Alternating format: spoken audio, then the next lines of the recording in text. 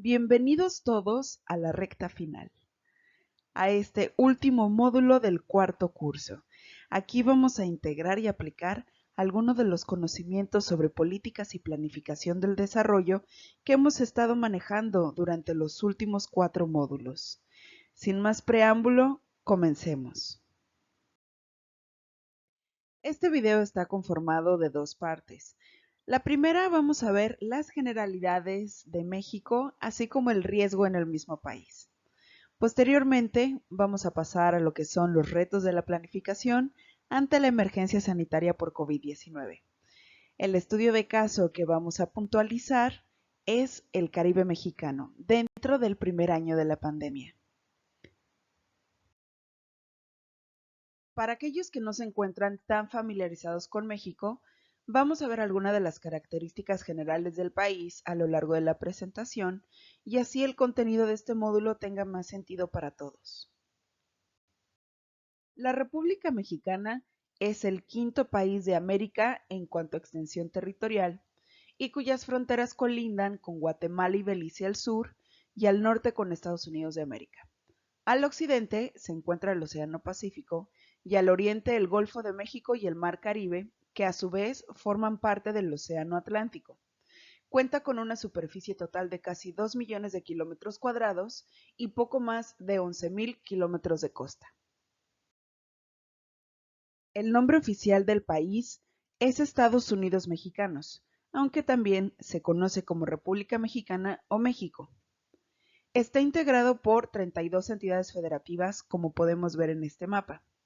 La Ciudad de México, que era antes el llamado Distrito Federal, es la capital y sede de los 3 poderes de gobierno: ejecutivo, legislativo y judicial.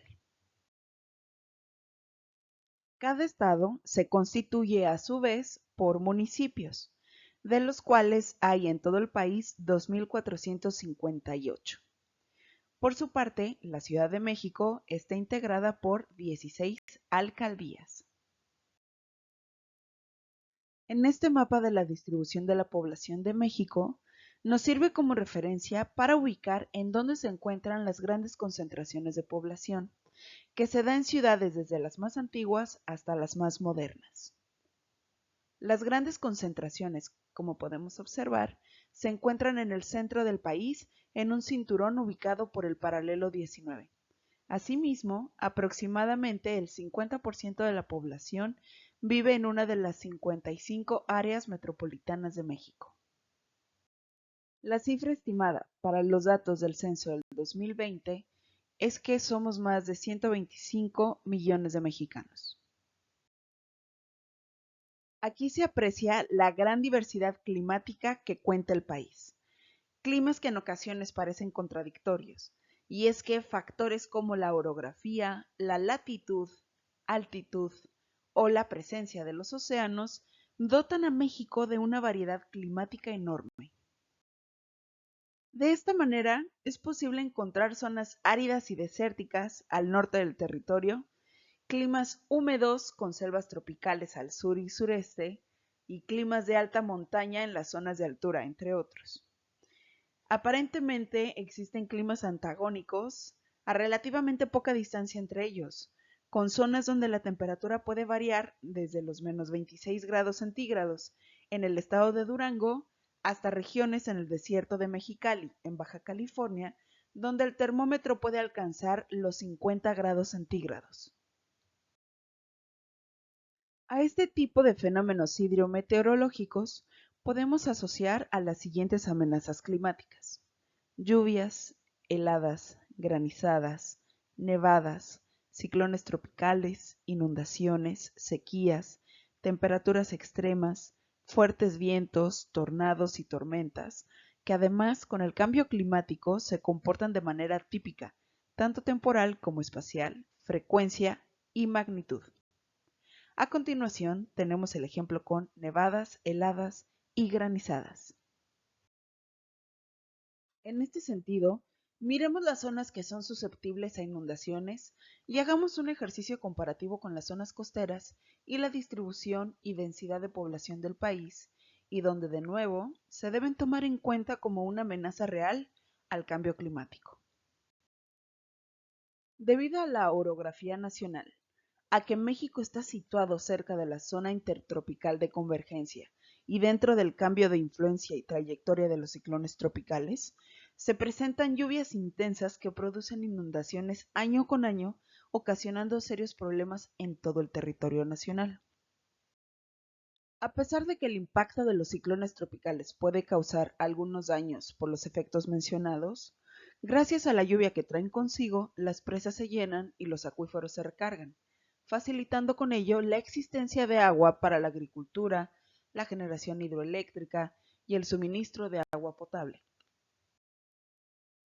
La República Mexicana sísmicamente está influenciada por los movimientos de las placas tectónicas, particularmente por dos mayores y dos menores. Las dos mayores son la placa norteamericana y la placa del Pacífico, mientras que las menores son la placa de Rivera y la placa de Cocos.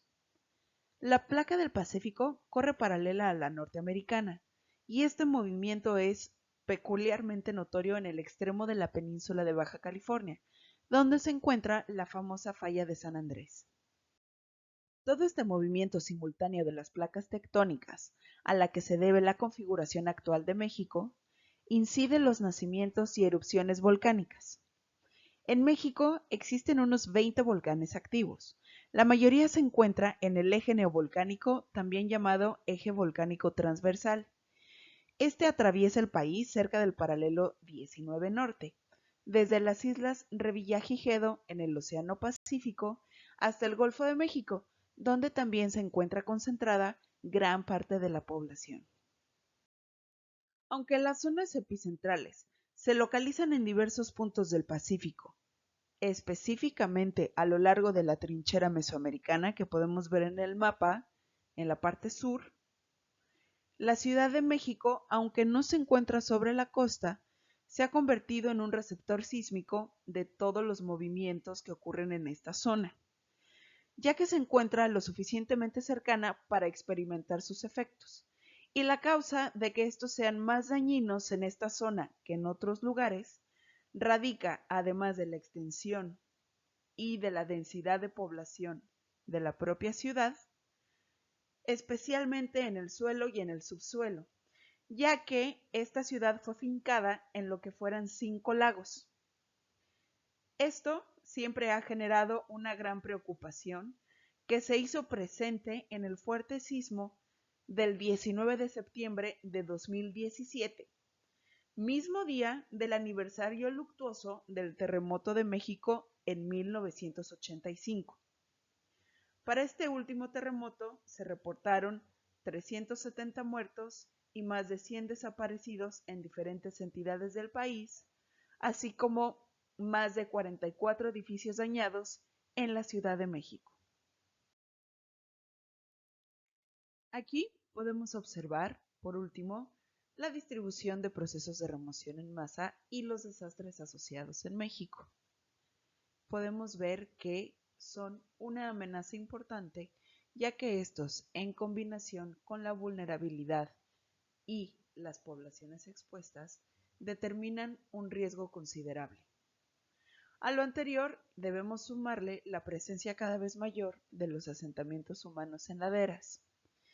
Todo esto está condicionado también por una poca o nula planificación, también por las características socioeconómicas de la población en estos lugares, que en combinación magnifican los riesgos por procesos de ladera. En este mapa, los autores nos muestran en azul a los municipios afectados por procesos de remoción en masa y en azul más oscuro a los municipios afectados por desastres debido a estos fenómenos. Son las áreas que requieren de una atención especial, no solo para su planificación futura, sino para su atención a corto plazo, con el propósito de disminuir el nivel del riesgo. De acuerdo con el Centro Nacional de Prevención de Desastres, entre 2000 y 2014, las pérdidas al respecto se estimaron en 2.147 millones de dólares, y para el mismo periodo se han invertido 11.550 millones de dólares en atención a desastres y emergencia. Esto lo podemos comparar con los 105 millones de dólares invertidos en prevención. En México, existieron un total de 2.128 declaratorias de tres tipos. La primera, contingencia climatológica; la segunda, desastre; o la tercera, emergencia. Todas estas distribuidas de la siguiente forma: peligros geológicos, hidrometeorológicos, químicos y sanitarios con sus respectivos porcentajes. Aquí vemos el incremento o decremento del número de declaratorias por año. Y resulta interesante ver en esta gráfica el porcentaje de declaratorias por el tipo de fenómeno que incide en México. En primer lugar, y por mucho, son las lluvias; en los próximos lugares, granizadas. Ahora, recordemos que los desastres no son naturales, sino socialmente construidos. La construcción social del riesgo implica que la transformación de los fenómenos físicos o naturales en amenaza resulta de la actividad humana.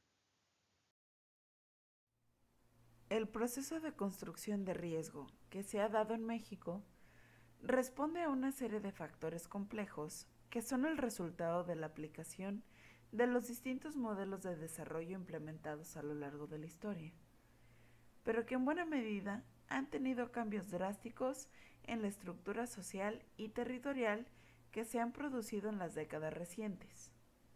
En México, la relación riesgo-desarrollo es inequívoca y tiene su expresión más clara en dos aspectos centrales. La primera, la forma en que históricamente se ha ocupado el territorio, y la segunda, las desigualdades sociales que prevalecen entre sectores importantes de la población.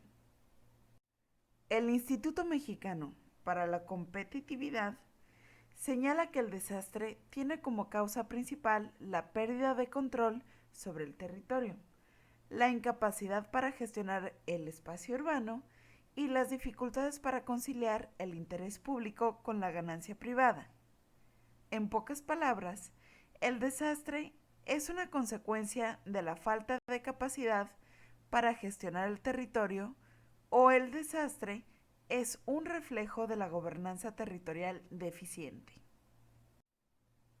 Es decir, parte importante del problema del riesgo en México se asocia con la inadecuada planeación en el ordenamiento del territorio y de las políticas para la reducción del riesgo de desastre, la deficiente aplicación de la normatividad tanto federal como estatal, así como la falta de medidas que induzcan a una localización más segura de los asentamientos humanos, el insuficiente manejo de las cuencas hidrográficas, el deterioro ambiental, la marginación, la escasa operación de sistemas de alerta temprana y la insuficiente cultura de prevención y mitigación, entre otros. Algunas recomendaciones que se pueden emitir de manera general para las políticas públicas y planificación del desarrollo en México serían: en primer lugar, impulsar una revisión y evaluación crítica del Sistema Nacional de Protección Civil, así como la institucionalidad existente en los tres órdenes de gobierno. Esto para determinar su rol y funcionalidad, su eficacia y pertinencia, además de priorizar la prevención sobre la atención. Asimismo, cambiar el enfoque de protección civil por una perspectiva de gestión integral del riesgo de desastre con una orientación de seguridad humana. Garantizar la implementación de políticas de ordenamiento territorial a escala nacional, estatal, municipal y local, así como integrar los planes actuales de atención de emergencia y utilizar un protocolo único de coordinación y actuación. De igual modo, implementar la política pública vinculada a la normatividad existente en manera de gestión integral del riesgo de desastre y garantizar la rendición de cuentas a partir de la creación de una Fiscalía de Ordenamiento Territorial que se encargue, entre otros aspectos, de aplicar y observar los planes de desarrollo urbano y de publicar sin censura los atlas de riesgos. Las políticas públicas en torno a este tema se deben plantear no para la contingencia, como se hace actualmente, sino para el mediano y largo plazo. Hay que pasar de una cultura de la emergencia a una de prevención y de corresponsabilidad social. Se deben minimizar los efectos negativos de los fenómenos tanto naturales como sociales a los que estamos expuestos. Es lo que llamamos una vulnerabilidad institucional. Tenemos un marco normativo más o menos consistente, pero un déficit en su implementación. También hay que duplicar los esfuerzos de vinculación de la ciencia con las políticas públicas, ya que las autoridades tienen la responsabilidad de la gestión del riesgo de desastre y así se podrían ver respaldadas por la evidencia científica. Ahora vamos a continuar con la segunda parte de esta presentación titulada Retos de la planificación ante la emergencia sanitaria por COVID-19. El estudio de caso es el Caribe mexicano. Vamos a ver de manera muy breve y de manera muy general cuáles han sido algunos de los elementos y factores que han incidido en esta evolución y el primer año de la pandemia. Comencemos.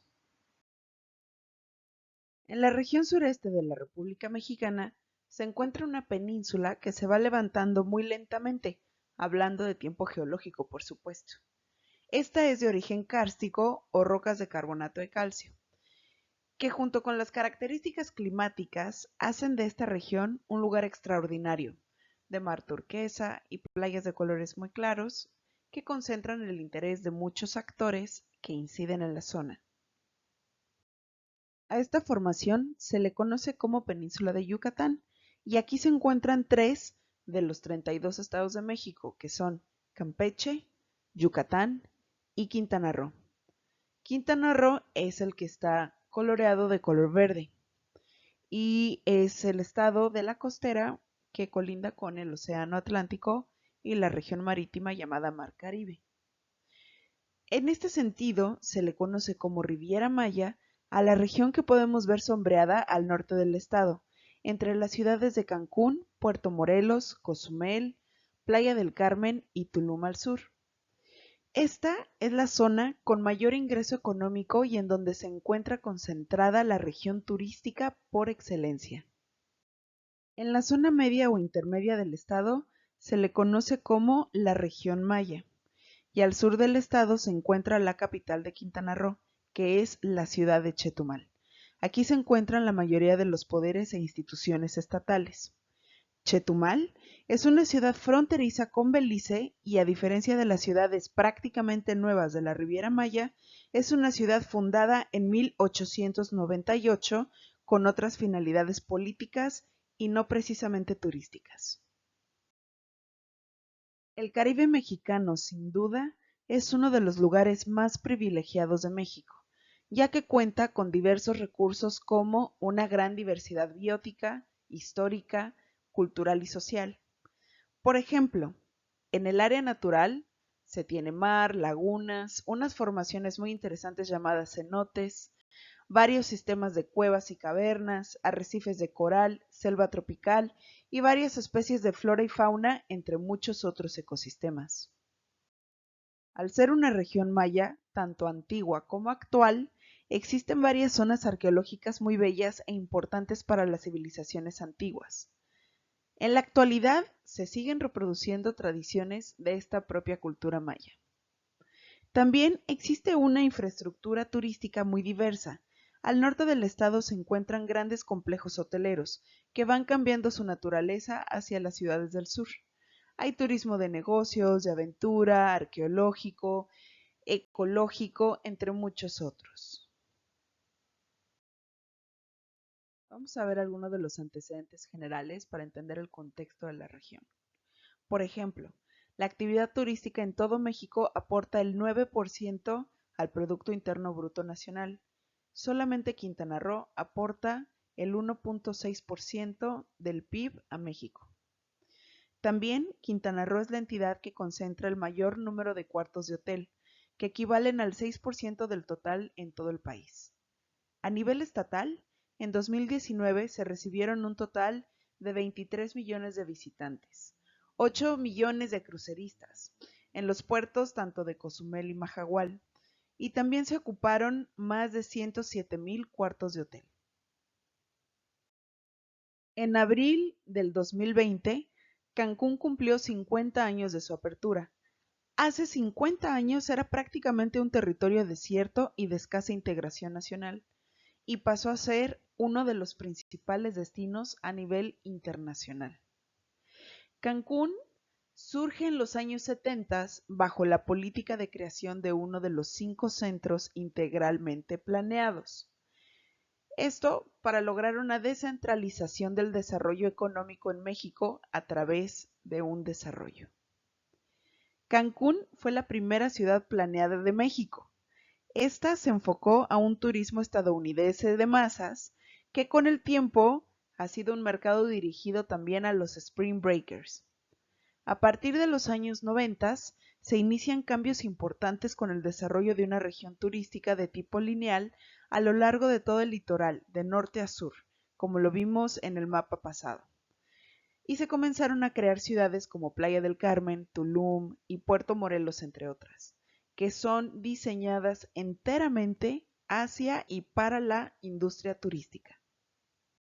Lo anterior generó una desigualdad territorial, social y ambiental muy importante en la región que conllevaron a la población y al territorio a ciertas vulnerabilidades. Por ejemplo, en esta medición de la pobreza del año 2018 para Quintana Roo, podemos observar en color naranja que más del 40% de la población del estado era vulnerable por carencias sociales. En color amarillo vemos que el 4% de la población era vulnerable por ingresos y en color azul, casi con un 30%, se encuentra la población en situación de pobreza. Más de 60,000 personas se encontraban en pobreza extrema. Únicamente el 30% de la población no era pobre y no era vulnerable. Evidentemente, con esta emergencia sanitaria, los pobres se incrementarán y existirá mucha más población vulnerable.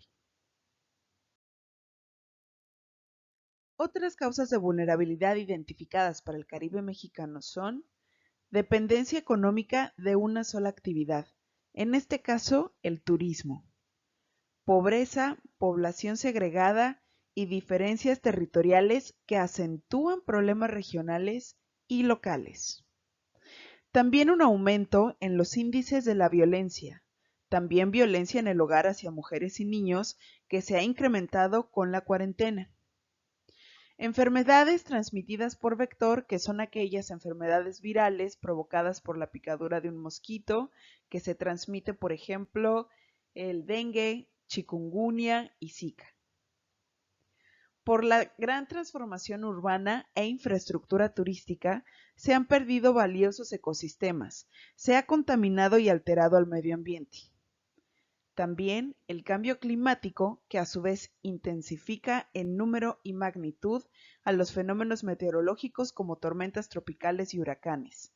También hay una descompensación climática de sequías, que junto con la presencia del ser humano y sus actividades se han generado varios incendios de importancia en la península de Yucatán. También el arribo de toneladas de sargazo y la alta competencia para viajes y hospedajes que existen a través de medios electrónicos como páginas web y aplicaciones, entre muchos otros. Ahora bien, vamos a examinar algunas de las políticas públicas en este recuento muy breve de la evolución de la emergencia sanitaria y antes de las medidas de confinamiento desde la parte gubernamental. Recordemos que el primer caso positivo detectado en México fue el 27 de febrero.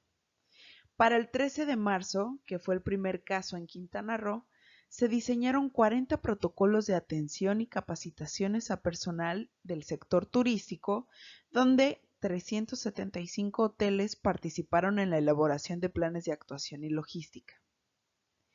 A nivel nacional, el 14 de marzo se instaura el programa de la sana distancia y se suspenden las actividades no esenciales, como conciertos, deportes y el sector turístico que afecta profundamente al Caribe mexicano. Para el 15 de marzo había un 82% de ocupación hotelera en la zona, lo que se traduce en más de 332,000 personas o visitantes en el estado. Y entonces, en este momento, comienza la salida masiva de turistas. También comienzan las cancelaciones de los turistas y las reservaciones. Se prepararon albergues y hoteles de bajo costo para turistas rezagados que no pudieron salir. El 19 de marzo se lanza el plan Juntos Saldremos Adelante, que ordenaron las acciones en 3 prioridades: salvar vidas, apoyar a las familias y reactivar a la economía.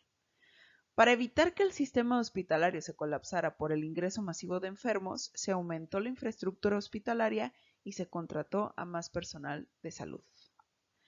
El 21 de marzo se cierran las fronteras con Estados Unidos de América y con Belice. Se suspendieron las clases presenciales a nivel nacional, pero para este momento quedaron varados más de 80,000 turistas en el estado. Por su parte, el sector privado comenzó con la organización y acciones en sus instalaciones desde una etapa temprana.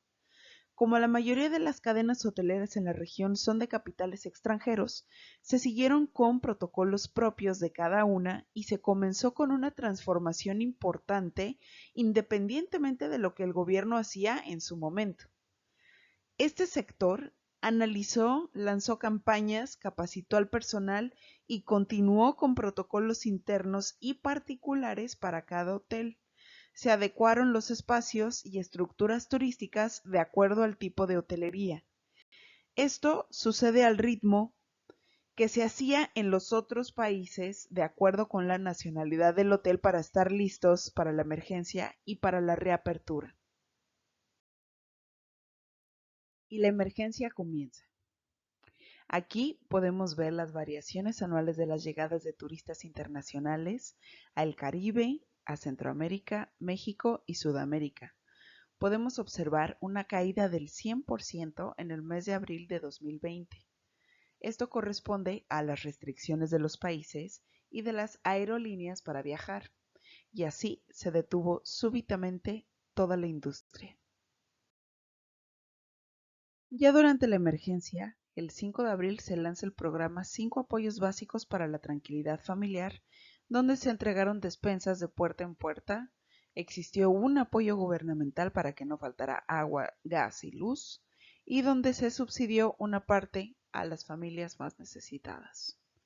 El 16 de abril se emplea el programa Sin Violencia en Casa, que busca proteger a mujeres en condición de violencia con apoyos de alimentación, alojamiento, transporte, atención médica y asesoría jurídica. El 17 de mayo se da a conocer el programa Reactivación de Actividades, en donde se implementa de manera gradual para indicar qué tanto debe abrir cada actividad en función de su nivel de riesgo, de manera ordenada, qué actividades empiezan primero y cuáles después, y también de manera responsable, con protocolos para parar los contagios. El 8 de junio se diseña el semáforo estatal, que podemos ver al lado inferior derecho. Este proporciona información diferenciada para la zona norte, que es en donde se encuentra la Riviera Maya, y la región sur, concentrando la región Maya, Bacalar, Majagual y Chetumal. Este considera el nivel de riesgo para cada actividad y se integra por indicadores adecuados a la realidad estatal, como el número de nuevos casos y la disponibilidad hospitalaria. También se inicia la reactivación económica del Estado para los sectores estratégicos de construcción, transporte y campo. Para el 12 de junio, destaca el certificado en protección y prevención sanitaria en turismo. A este se han afiliado más de 7,000 establecimientos del sector, después de las oficinas públicas, los centros laborales, la industria, el comercio y los servicios y las actividades deportivas. Ahora bien, No podemos bajar la guardia ante otras amenazas que pueden y sucederán al mismo tiempo en los mismos lugares y que el descuido de algún evento puede derivar en otros impactos negativos. De hecho, como planificadores y gestores del riesgo, es nuestra labor presentar siempre los escenarios multiamenazas, tanto a los dirigentes como a los pobladores. Por ejemplo, durante la pandemia actual, sus consecuencias económicas y sociales, y en el peor momento histórico del turismo, se han registrado distintas emergencias en el estado que veremos de manera muy general. Este es el caso de los incendios forestales. Como podemos observar en las imágenes y en los números, durante la temporada de sequía existieron 62 incendios forestales, 20 originados por la caza furtiva, 20 originados por actividades agropecuarias, pero también por fumadores, y 22 por la quema de basura y para abrir caminos, lo que da en total más de 31,000 hectáreas consumidas de bosque perennifolio tropical. Otro ejemplo ha sido el histórico número de sistemas tropicales que se generaron durante la temporada de lluvias y ciclones tropicales del Océano Atlántico del 2020. Esta temporada de lluvias comprende los meses de junio a noviembre, donde Quintana Roo sufrió afectaciones de los fenómenos hidrometeorológicos en toda la geografía del estado. Lo bueno es que se tuvo saldo blanco. Se formaron 31 sistemas tropicales, 13 tormentas tropicales, 17 huracanes y una depresión tropical. Como veremos un poco más adelante, las afectaciones que dejó a su paso la tormenta tropical Cristóbal fueron bastante significativas, a pesar de que este sistema no tuvo una trayectoria directa sobre la península de Yucatán. Su movimiento estacionario sobre los países de Honduras y Guatemala, así como los escurrimientos provenientes del estado de Campeche, ocasionaron grandes lluvias torrenciales. Por su parte, la tormenta tropical Gama toca tierra en las inmediaciones de Tulum. Esto sucede el 3 de octubre del 2020. Este sistema sostuvo vientos máximos de 110 km por hora y rachas de 140 km por hora. Solo unos pocos días después, el 7 de octubre, ingresa a Quintana Roo el huracán Delta. Esto sucede en las inmediaciones de Puerto Morelos. Afortunadamente se debilitó a categoría 2.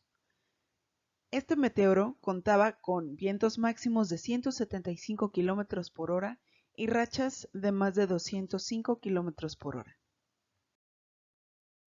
Y por último, el 26 de octubre se forma la tormenta tropical Zeta, que se intensifica a huracán categoría 1. Esta tuvo vientos sostenidos de 130 km por hora y rachas de 155 km por hora.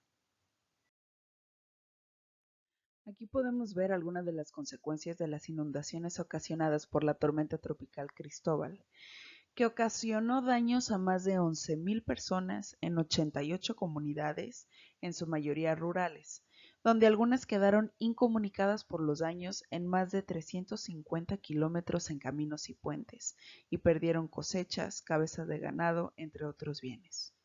Como consecuencia, hubo un rebrote e infestación de mosquitos.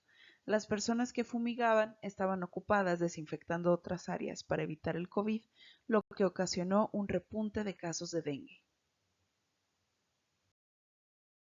Y el arribo del sargazo a las costas mexicanas no fue la excepción para este 2020. Se removieron más de 60,000 toneladas de esta alga.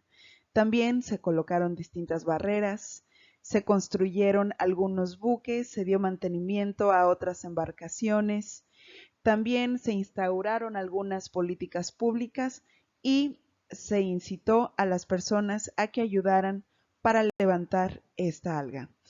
Todo como un esfuerzo para mantener las playas libres del sargazo.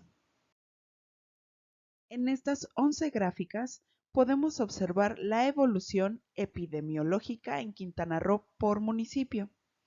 Podemos ver el comportamiento de la pandemia a lo largo del primer año, de marzo de 2020 a marzo de 2021.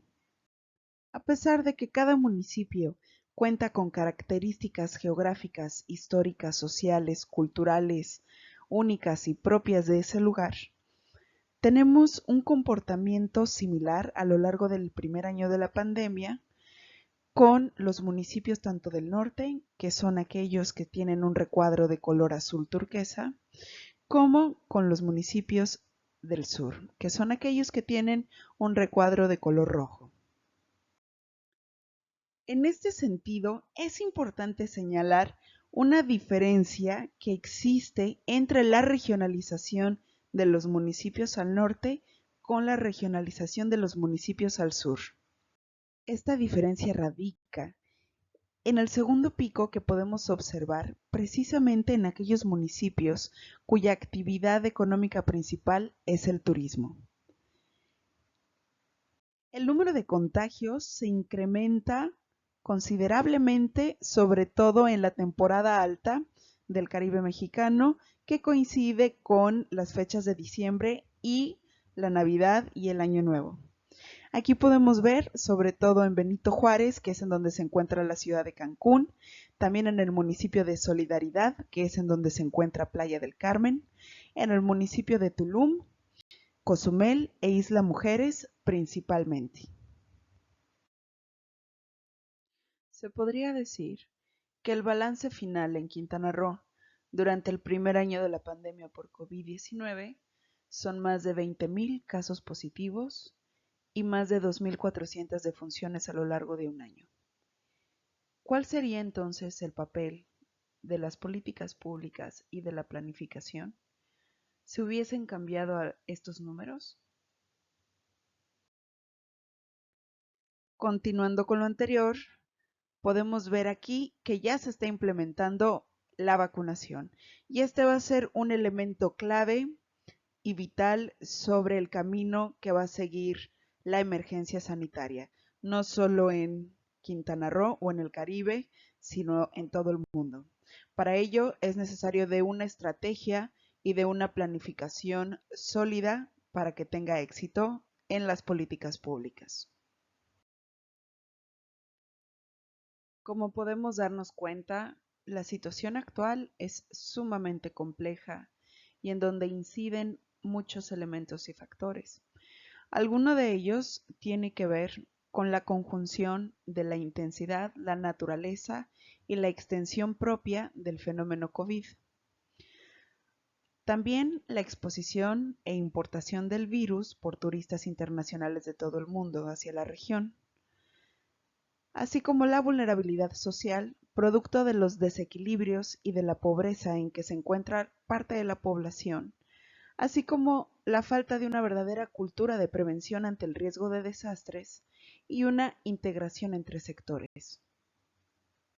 Algunas estimaciones mencionan que para finales de julio del 2020, la industria turística del Caribe mexicano registró pérdidas estimadas en más de 3.500 millones de dólares. El Aeropuerto Internacional de Cancún, que es el más importante en la región, recibió 7.2 millones de viajeros menos que en el mismo lapso en 2019. En la actualidad, 8 de cada 10 visitantes son nacionales y desde una perspectiva gubernamental muy optimista, se argumenta que en el 2020 se recibieron más de 10 millones de turistas y se recuperaron más del 70% de empleos del sector con una derrama de más de 7.500 millones de dólares. Ahora bien, es necesario que se apueste por una diversificación de la economía y la integración de más cadenas productivas al sector turísticos. También que se vean nuevas estrategias, así como descuentos, promociones, paquetes, que se apueste por el mercado local, que también existan nuevas asociaciones empresariales y se fortalezcan las redes y tejidos comunitarios, que se respete desde todos los ámbitos y todos los actores involucrados las normas de higiene y cuidado para generar más confianza y por tanto más turismo. Sin embargo, lo que es sumamente vital es en repensar en una corrección al modelo actual tanto de desarrollo como de turismo y al tipo de capitalismo salvaje al que se ha sometido a la región, con diversas consecuencias y externalidades negativas. Así, es necesario disminuir los riesgos y no generar más. Para esto, también es necesario que se afronte a la pandemia por COVID-19 desde un frente en común, donde participen autoridades, empresarios, academia, comunidades y otras organizaciones desde lo público y lo privado, juntos, siempre desde una base integradora, justa y equitativa para todos. También que se gestione al riesgo, al turismo, al medio ambiente y al territorio desde una visión de sostenibilidad y desde una integralidad, mismos que en el largo plazo contribuyan a la permanencia y a la resiliencia turística. Es momento para que el sector turístico se dé cuenta de la importancia de incorporar a la gestión de riesgos como parte fundamental de su estructura, que es necesaria una estrategia coordinada y congruente de comunicación, promoción e imagen para dar confianza y certidumbre. También el reto para descifrar la resiliencia turística del Caribe mexicano comienza al definir si el turismo es un factor exponencial en la construcción de la resiliencia o en realidad es un problema en la construcción de la misma. Para tener un mejor contexto dentro del caso de estudio analizado con anterioridad, aquí les presento la evolución del primer año de emergencia sanitaria en México por COVID-19. Aquí podemos ver, de color rojo, los casos activos diario en México desde enero 2020 a marzo 2021. El primer contagio registrado fue el 27 de febrero del 2020. También podemos ver de color blanco las defunciones diarias en México. Los datos que son los números oficiales, al 8 de marzo para el 2021 existían más de 44,000 casos activos, más de 2 millones de casos acumulados y lamentablemente casi 200,000 defunciones, con una de las letalidades más altas de todo el mundo, con el 9%. Continuando con el análisis anterior, podemos decir que la alta letalidad en el país está asociado a múltiples factores. Sin embargo, uno de los principales tiene que ver directamente con la cultura de la alimentación en México. Como podemos observar, este tipo de enfermedades directamente relacionadas con los hábitos alimenticios se encuentran a lo largo y ancho del territorio nacional. En esta gráfica podemos observar el porcentaje de este tipo de padecimientos que tenían las personas que lamentablemente fallecieron a causa de la enfermedad. El 43% tenía hipertensión, el 37% diabetes, el 25% obesidad, el 8% eran fumadores y únicamente el 30% de este universo no tenía este tipo de padecimientos. Este es un ejemplo de los grandes retos que existe en materia de planificación, de políticas públicas y de desarrollo, en donde tienen que ser herramientas integrales y tienen que abarcar distintas temáticas para que un solo objetivo se lleve a cabo.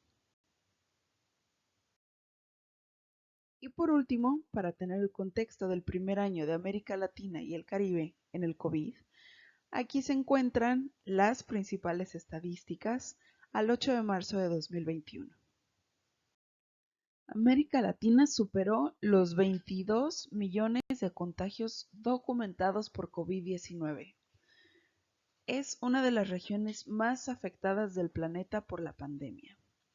También, con sus 655 millones de habitantes, que representan apenas el 9% de la población mundial, el número de decesos registrados son casi 700,000.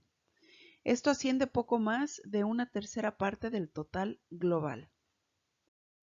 Podemos dimensionar el problema ya que en los últimos 100 contagios reportados en el mundo, 27 se habían registrado en países de América Latina y el Caribe. A continuación, vamos a hacer un breve análisis muy general de algunas de las principales evidencias que esta pandemia ha traído consigo. Sin duda alguna, uno de los sectores más golpeados y más evidente ha sido los económicos y los productivos. Se ha demostrado un atraso económico significativo. De hecho, la proyección del Banco Mundial habla de una contracción en el Producto Interno Bruto Regional en América Latina de casi el 8% en el 2020, mientras que la CEPAL es todavía más pesimista. Habla de una contracción en el Producto Interno Bruto de un 9.1%. También se habla de un aumento en la brecha de género en relación con la pobreza, ya que las crisis económicas afectan más duramente a las mujeres. Y esto se debe prácticamente a lo siguiente. Las mujeres suelen ganar salarios más bajos, también tienen menos ahorros, y la economía informal concentra un número muchísimo más alto de mujeres que de hombres. Las mujeres tienen también menos acceso a la protección social y es más probable que ellas sean quien deba ocuparse del trabajo doméstico y de un cuidado no remunerado de los familiares. Por lo tanto, deben abandonar el mercado laboral. También la mayoría de las familias monoparentales son encabezadas por mujeres.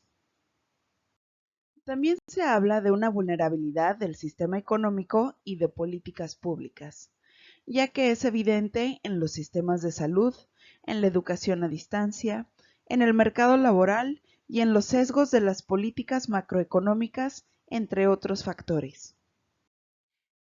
En el aspecto de materia de salud y de acuerdo a Javier Medina, se demoró en la toma de decisiones e implementación de las mismas, tanto por los gobiernos como por la población en general. No solo las empresas privadas, pero también el gobierno privilegiaron el lucro antes del riesgo. Existen políticas públicas débiles. Los tomadores de decisiones no cuentan con un plan estratégico sólido y no tienen visión a largo plazo. También, los sistemas de salud ya eran débiles, estaban enfocados en la atención y no en la prevención. Ya se encontraban en el borde del colapso. También menciona sobre la centralización de la atención de alta complejidad en las grandes ciudades. Esta es una atención especializada, sobre todo en América Latina, de manera asimétrica, donde las comunidades indígenas y las localidades se encuentran sin mayor protección. Tampoco existe una cultura del autocuidado y de la responsabilidad individual para garantizar el bien común. Sin duda, otro de los retos importantes que se encuentran en materia de salud es la ausencia o la interrupción del tratamiento de otras enfermedades que por supuesto ya existían antes del COVID-19. También la aplicación de otras vacunas para otras enfermedades, además de que está creciendo cada vez más por la desinformación el movimiento antivacunas. Todo esto puede llevar a un retraso muy representativo y significativo en la materia y en el sector salud a nivel mundial, pero sobre todo en América Latina. Y por supuesto hay que tomar en cuenta los grandes costos y los efectos que esta enfermedad a largo plazo va a traer consigo. Y por último, no podemos ignorar tampoco los impactos aparentemente no visibles. Estamos hablando de la salud mental y emocional provocada por esta falta de conexión social, así como el gran incremento de los casos de depresión y de ansiedad en la población, en realidad en todo el planeta. Y de acuerdo a los retos para la planificación del desarrollo en América Latina que vimos en el primer módulo sobre la intersectorialidad, la multiescalaridad, la pluritemporalidad, la democracia e incorporación de múltiples actores, surgen más que respuestas las siguientes reflexiones. Si ya existían alertas, estudios y preocupaciones por los efectos de que una pandemia a nivel global traería, ¿por qué no se tomaron en cuenta? ¿De quién es la responsabilidad? ¿Cuáles hubieran sido los resultados si sí se hubieran tomado en cuenta? ¿Existió una pronta respuesta de las autoridades? ¿Cuáles fueron los factores que influyeron? ¿Cuál es el papel y la corresponsabilidad de la población? ¿Cuál es el rol de la planificación y de las políticas públicas en el nuevo escenario post-pandemia? ¿Qué nuevas desigualdades trajo como consecuencia la pandemia? ¿Cómo se puede solucionar un fenómeno global, como lo es la pandemia de COVID-19, desde lo local o lo nacional? ¿Cómo cambiar el rol de los actores inmersos en el contexto actual por actores del desarrollo como medio para minimizar los conflictos? ¿Las vacunas en realidad van a resolver los nuevos problemas que trajo consigo la pandemia? ¿Cuáles fueron los impactos positivos de la pandemia? Entre muchas otras preguntas.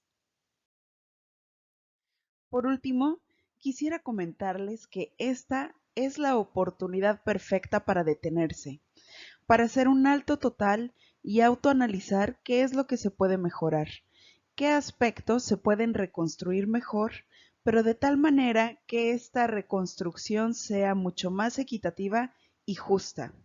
Sobre todo, no profundizar en la disparidad social y territorial preexistentes. Es momento de reorganizarse y de reconvertirse en un mejor futuro para todos, eliminando las posibles incertidumbres del futuro. En otras palabras, planificando el desarrollo. Bien, no me queda otra cosa sino agradecerles a cada uno de ustedes de manera sincera por todo el tiempo dedicado, así como el esfuerzo demostrado en sus actividades semana con semana. Me gustaría conocerlos a todos y si vienen a México no duden en escribirme. Les mando un fuerte abrazo a cada uno de ustedes y les deseo éxito total en lo que queda del certificado. Gracias a todos por todo. Hasta pronto.